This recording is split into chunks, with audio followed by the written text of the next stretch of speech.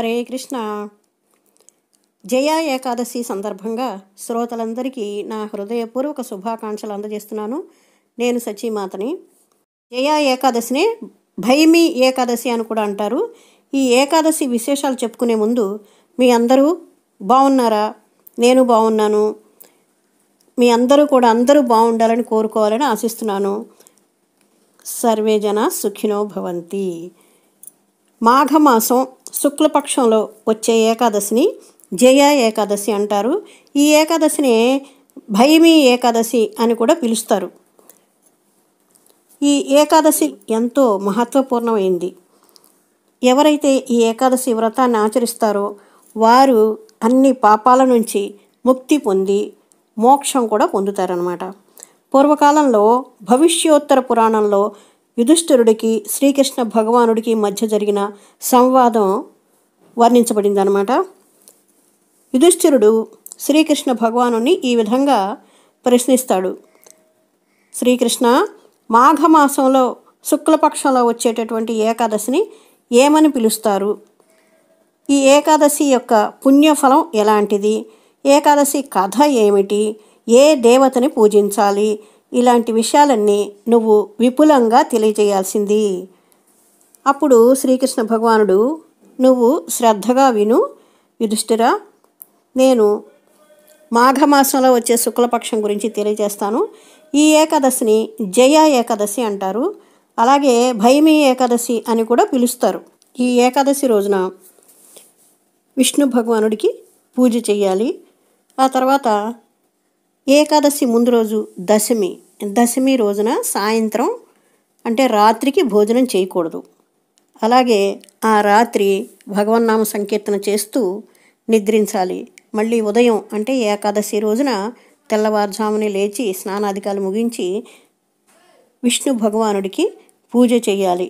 తులసి దళాలతో, పువ్వులతోటి, తర్వాత ప్రసాదం, పళ్ళు ప్రసాదంగా అర్పించి పూజ చేయాలి. ఆ విధంగా చేస్తే జయ ఏకాదశి పుణ్యఫలం లభిస్తుందన్నమాట. నేను ఇప్పుడు పూర్వకాలంలో జరిగినటువంటి ఒక కథని గురించి తెలియజేస్తాను.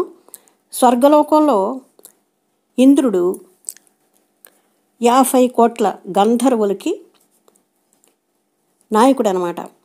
అలాంటి ఇంద్రుడు ఒక రోజున పారిజాత పుష్పం ఉన్నటువంటి నందన వనంలో విహరించడానికి బయలుదేరతాడు. అక్కడ విహరించడమే కాదు, అక్కడ నృత్యము సంగీతాలతో కూడా ప్రోగ్రాం అరేంజ్ చేశాడనమాట. ఆ సమయంలో పుష్పదంతి కూతురు పుష్పవంతి పాల్గొంటుంది. ఆ తర్వాత ప్రముఖ సంగీతకారుడైనటువంటి చిత్రసేన్ మాలిని కుమారుడు మాల్యవాన్ కూడా పాల్గొంటాడు. ఇంద్రుడి ఆదేశం మేరకు మాల్యవాన్ అంటే ప్రముఖ సంగీతకారుడు అని చెప్పుకున్నాం కదా, తనతో పాటు పుష్పవంతి వీళ్ళిద్దరు కూడా నృత్య సంగీతాలలో పాల్గొంటారు. అయితే ఇక్కడ మాల్యవాన్, పుష్పవంతి వీళ్ళిద్దరూ ఒకరినొకరు ప్రేమించుకుంటారు. అలా ప్రేమించుకునే వీళ్ళిద్దరూ ఒకరిని ఒకరు చూసుకుంటూ పరవశించిపోతూ ఉంటారు. నృత్య సంగీతాల మీద వారికి ధ్యాస లేకుండా పోయిందనమాట. పరధ్యానంగా ఉండటం మొదలుపెట్టారు. ఇంద్రుడు ఈ విషయం గమనించాడు. వీళ్ళిద్దరూ సరిగ్గా నృత్యం చేయటం లేదని, సంగీతాన్ని నిర్లక్ష్యం చేస్తున్నారని భావించాడు. వెంటనే కోపగ్రస్తుడైన ఇంద్రుడు, మీరు నా ఆజ్ఞని ఉల్లంఘించారు, మీరిద్దరూ పతితులయ్యారు, అందుకోసమని మీరిద్దరూ పిశాచ రూపాలు ధరించి భూలోకంలో పడి ఉండండి అని శపించాడు. మాల్యవాన్, పుష్యవంతి పిశాచ రూపాలు ధరించి హిమాలయాల్లో నివసించడం మొదలుపెట్టారు. కానీ వాళ్ళు చాలా దుఃఖపడుతున్నారు, బాధలు పడుతున్నారు. వారికి ఆహారం కానీ ఏమీ నీరు కానీ సహించటం లేదు. సాధారణంగా లభించటం కూడా కష్టమే. అక్కడ హిమాలయాల్లో చలికి వణికిపోతూ ఉన్నారు. ఏం చేయడానికి అర్థం కావటం లేదు. కానీ ఇన్ని కష్టాలు బాధలు పడుతూ మాల్యవాన్, పిశాచ రూపంలో ఉన్నటువంటి మాల్యవాన్ భార్యతో ఈ విధంగా అంటాడు, మనం ఏనాడు ఏ పాపం చేసుకున్నామో ఈ రోజున మనం ఈ పిశాచ రూపాలు ధరించి కష్టాలు పడుతున్నాము, ఏమేం పాపాలు చేశామో అని నాకు చాలా బాధగా ఉంది. ఇక నుంచైనా మనం ఏ పాపాలు చేయకుండా జాగ్రత్తగా ఉందాము అని బాధపడతాడు. దైవవశాన ఒకరోజు వారికి తెలియకుండానే జయ ఏకాదశి ఉపవాసం చేస్తారు. ఎందుకంటే ఆ రోజున వారికి ఆహారం దొరకలేదు, నీరు కూడా దొరకలేదు. అందుకని ప్రొద్దుటి నుంచి సాయంత్రం వరకు ఉపవాసం చేశారు. అది కూడా వాళ్ళు అశ్వత్థ వృక్షం క్రింద కూర్చున్నారు. హిమాలయాల్లో చలి ఎక్కువ కదా, ఆ చలికి గడగడ వణికిపోతున్నారు. ఆ విధంగానే సాయంత్రం అయిపోయింది, రాత్రి మొదలైంది. రాత్రి నిద్ర కూడా పట్టడం లేదు, ఎందుకంటే పగలంతా ఏమీ తినలేదు. రాత్రికి నిద్ర రావటం లేదు. అందులో చలి, గడగడ వణికించే చలి. ఆ చలిలో అలాగే కూర్చుని ఉంటారు, జాగరణ చేస్తారన్నమాట. తెల్లవారుతూనే ఈ పిశాచ రూపంలో ఉన్నటువంటి మాల్యవాన్, ఆ తర్వాత పుష్పవంతి, వీళ్ళిద్దరూ కూడా పిశాచ రూపాలని పోగొట్టుకుని వాళ్ళు గంధర్వ రూపాలు ధరించారు. చక్కని వస్త్రధారణ, ఆభరణాలతో అత్యంత సుందరంగా తయారయ్యారు. అంటే వారికి మునుపటి గంధర్వ రూపాలు వచ్చేసాయన్నమాట. ఎందుకనంటే వాళ్ళకు తెలియకుండా చేసినా సరే జయ ఏకాదశి ఉపవాసం చేశారు, ఆ రాత్రికి జాగరణ కూడా చేశారు.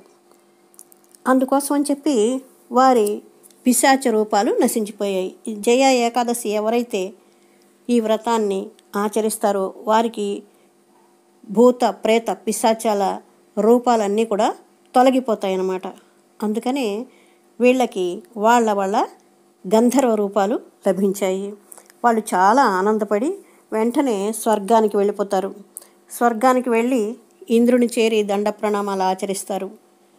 ఇంద్రుడు వీళ్ళిద్దరిని చూసి చాలా ఆశ్చర్యపోతాడు.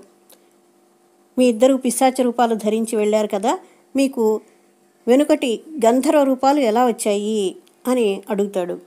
అప్పుడు మాల్యవాన్ చెప్తాడు, ప్రభు, మాకు తెలియకుండానే జయ ఏకాదశి రోజున ఉపవాసం చేశాము, రాత్రి జాగరణ చేశాము. ఆ తర్వాత తెల్లవారుతూనే మాకు ఈ రూపాలు లభించాయి, పిశాచ రూపాలు తొలగిపోయాయి అని చాలా ఆనందంగా తెలియజేస్తారు. అప్పుడు ఇంద్రుడు చాలా సంతోషిస్తాడు. మీరు జయ ఏకాదశి చేసి ఉపవాసం చేసి ఆ తర్వాత జాగరణ చేసి మీ రూపాలు పొందారు. ఆ కథ విన్న తర్వాత మాకు కూడా చాలా ఆనందం కలిగింది. మీరు మాకు ఇప్పుడు గౌరవనీయులు అని చెప్పి వారికి పూజ చేస్తారు. చూడండి ఎంతటి శక్తి సంపాదించారో. జయ ఏకాదశి వ్రతం చేయటం వల్ల వారికి అంతటి శక్తి లభించింది. స్వర్గానికి అధిపతి అయినటువంటి ఇంద్రుడు కూడా వారిని పూజిస్తాడనమాట. చూసారా, జయ ఏకాదశి ఎంతటి మహత్వపూర్ణమైన వ్రతము. ఈ వ్రతం ఎవరు ఆచరించినా కూడా వారికి దానం, యజ్ఞం చేసినటువంటి పుణ్యం ప్రాప్తిస్తుంది. అంతేకాకుండా అగ్నిష్టోమ యజ్ఞం చేసిన పుణ్యం ప్రాప్తిస్తుంది. ఇంకా అనేకమైన పాపాలు చేసినా కూడా, ఇదివరకే అనేకమైన పాపాలు పూర్వజన్మల్లో కూడా చేసిన పాపాలు నశిస్తాయి, ఈ జన్మలో చేసిన పాపాలు నశిస్తాయి. ఆ తర్వాత మోక్షం కూడా లభిస్తుంది. అంతేకాకుండా భూత ప్రేత పిశాచ రూపాలు నశించిపోతాయి ఈ వ్రతం ఎవరైతే చేస్తారో. ఆ తర్వాత బ్రహ్మహత్య పాతకం కూడా నశించిపోతుంది. ఈ జయ ఏకాదశి వ్రతం ఆచరించే వారికి ఇన్ని ప్రయోజనాలు, ఇంత పుణ్యఫలం కలుగుతుందన్నమాట. అంతేకాకుండా ఈ భూలోకంలో ఉన్నంతకాలం ఈ వ్రతం ఎవరైతే ఆచరిస్తారో వారు సుఖ సంతోషాలతో తొలతూగుతూ ఉంటారు. మరణానంతరం విష్ణులోకం కూడా వెళ్ళిపోతారనమాట. అలాగే ఈ వ్రత కథ విన్నవారు, చదివినవారు, చదివించిన వారు మోక్ష పదం పొందుతారు. అలాగే ఈ జయ వ్రతం ఆచరించేవారు ఎవరైనా సరే, ఏకాదశి వ్రతం ఆచరించేవారు అబద్ధం చెప్పకూడదు, పరనింద చెయ్యకూడదు, ప్రేమగా వ్యవహరించాలి అందరితో కూడాను. పాపపు పనులు అసలే చెయ్యకూడదు, పరుషంగా మాట్లాడకూడదు. ఎల్లప్పుడూ భగవంతుని సేవలో నిమగ్నం అవ్వాలి. జపం చేస్తూ, భక్తుల సాంగత్యంలో సంకీర్తన చేస్తూ రోజంతా ఆనంద సాగరంలో మునిగిపోవాలి. శాస్త్ర అధ్యయనం కూడా చేయాలి. ఈ విధంగా ఎవరైతే ఈ వ్రతాన్ని ఆచరించి భక్తి శ్రద్ధలతో శ్రీకృష్ణ భగవానుణ్ణి స్తుతిస్తారో పూజిస్తారో వారు శ్రీకృష్ణ భగవానుడి కృపా కటాక్ష వీక్షణాలకు పాత్రులవుతారు. అంతేకాకుండా శ్రీకృష్ణ భగవానుడి అనుగ్రహాన్ని మనందరం కూడా పొందాలి అని ఆశిస్తున్నాను. ఈ వీడియో నచ్చినట్లయితే లైక్ చేయండి, సబ్స్క్రైబ్ చేయండి, మీ ఫ్రెండ్స్కి రిలేటివ్స్కి అందరికీ షేర్ చేయండి. హరే కృష్ణ.